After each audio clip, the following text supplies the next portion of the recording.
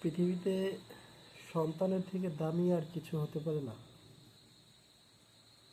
আমি একজন private service holder.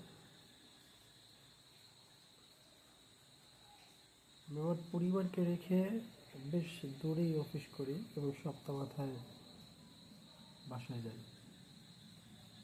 আমার 1.5 বছরের একটা বাবু আছে।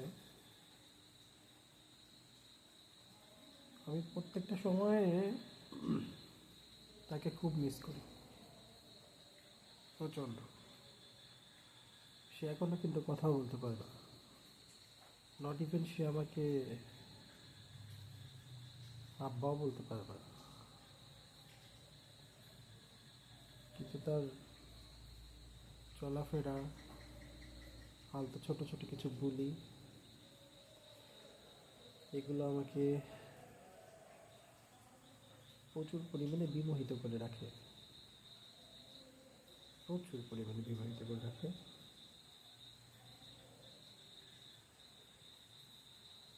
তো আমার মনে হয় যে ছোটোবেলায় আমাদের কাছে সব থেকে ইম্পর্ট্যান্ট ব্যক্তি হচ্ছে আমাদের বাবা এবং মা। যখন আস্তে আস্তে আমরা গ্রো আপ করতে থাকি, তখন তাদের প্রতি আমাদের দায়িত্ব থাকে। যেমন আমার বাবার বয়স অ্যাট লিস্ট 64 ইয়ার্স আর 65 ইয়ার্স কমপক্ষে।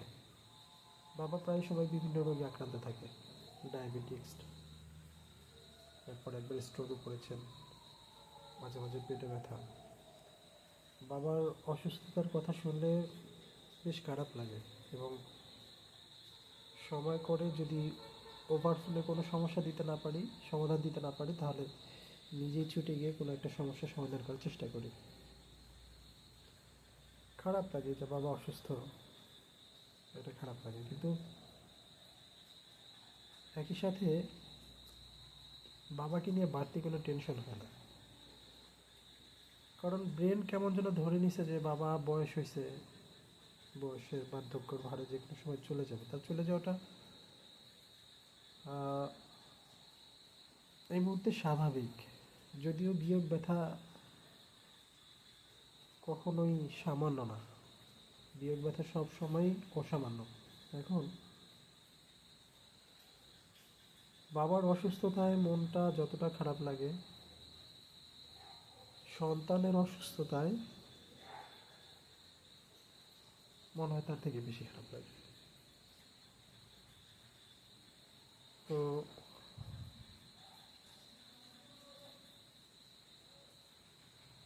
আমি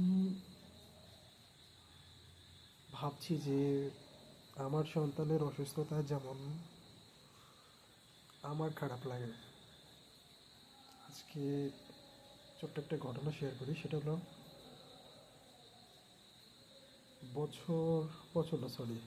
মাসখানেক আগে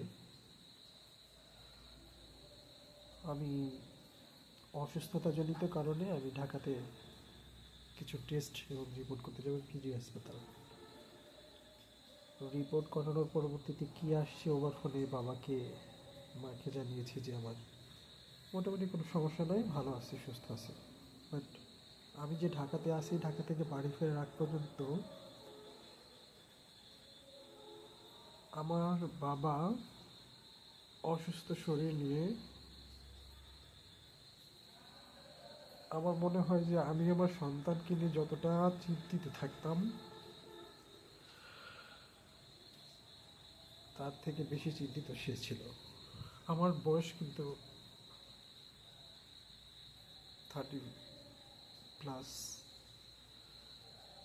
তো ঘরে ঢোকা মাত্র বাবা, যেমন অনেক সময় হয় না যে অনেক কথা জমে থাকে, চুপচাপ থাকি ভালো, কিন্তু কিছু একটা বলতে গেলেই মনে হয় কান্না করে দিলাম।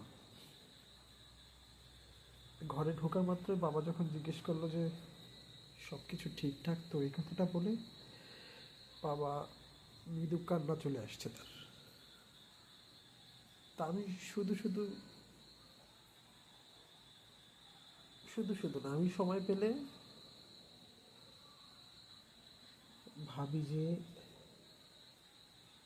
আমি আমার সন্তানকে যতটা ভালোবাসি,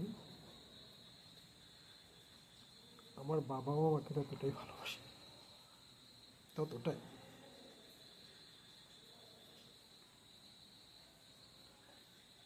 আমি ভাবি যে যদি আমার কিছু হয়ে যায় তাহলে আমার সন্তানের ভূত ভবিষ্যৎ কী হবে, সে কতটা অসহায় হয়ে যেতে পারে। আমরা 3 ভাই। বেসিক্যালি আব্বা আম্মাকে দেখার জন্য বড় ভাই, মেজো ভাই তারা সাফিসিয়েন্ট, যথেষ্ট। আমার অ্যাবসেন্সে তারা বাবা মাকে খুব ভালো মতো দেখতে পারবে। অ্যান্ড ইভেন স্টিল নাও বড় ভাই, মেজো ভাই তারা বাবা মার ভালো খারাপ মধ্য দিকে যথেষ্ট পরিমাণে সচেতন, মোর দ্যান মি, আমার থেকেও।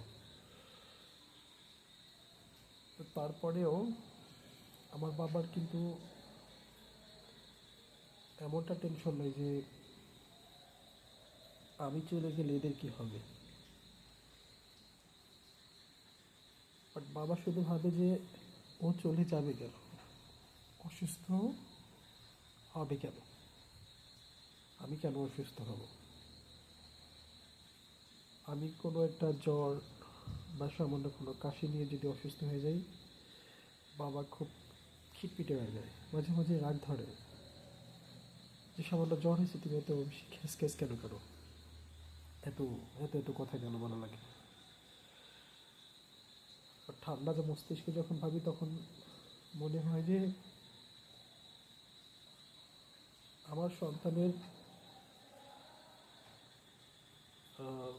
একটা দিন যখন বাথরুম না হয়,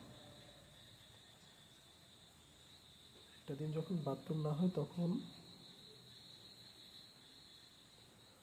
আমার টেনশনটা কীরকম কাজ করে।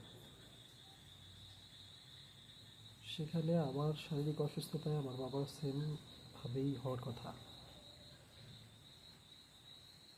এবং হয়।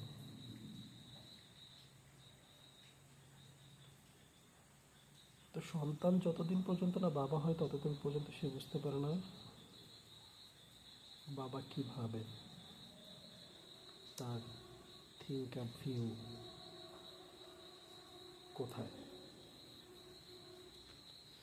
এটা সে বুঝতে পারে না। মেসেজ তো একটাই যে বাবাকে বুঝতে গেলে সবার আগে বাবা হতে হবে, আদারওয়াইজ এটা সম্ভব না।